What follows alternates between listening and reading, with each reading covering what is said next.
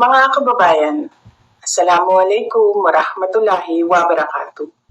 Dahil sa kamakailang paglala ng tensyon at labanan sa ilang bahagi ng gitnang silangan, hinihikayat ang lahat ng Filipino na kasalukuyang naninirahan o naglalakbay sa rehiyong ito na manigurado sa pag-iingat at pagsagawa ng mga kinakailangang hakbang upang mapangalagaan ang inyong kaligtasan.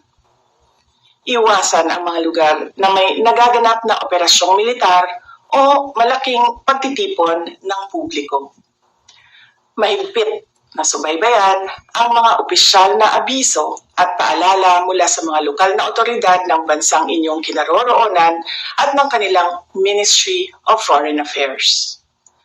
Maging mapagmatyag sa mga balita mula sa mapagkakatiwalaang organisasyon ng media.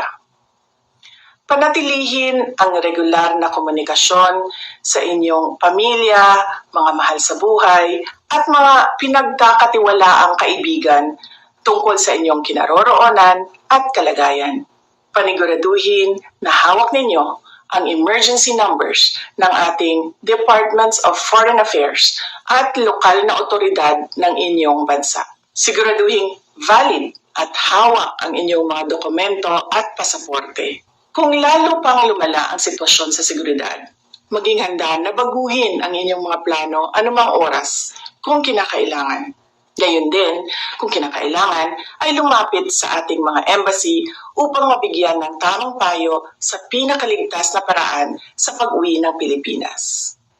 Sa panahong ito, nang walang katiyakan, ang inyong kaligtasan ang pinakamahalaga.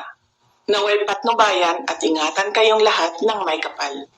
At ipagdasal natin ang kapayapaan, pagkakaisa at kaligtasan ng lahat ng tao sa Middle East. Shukran.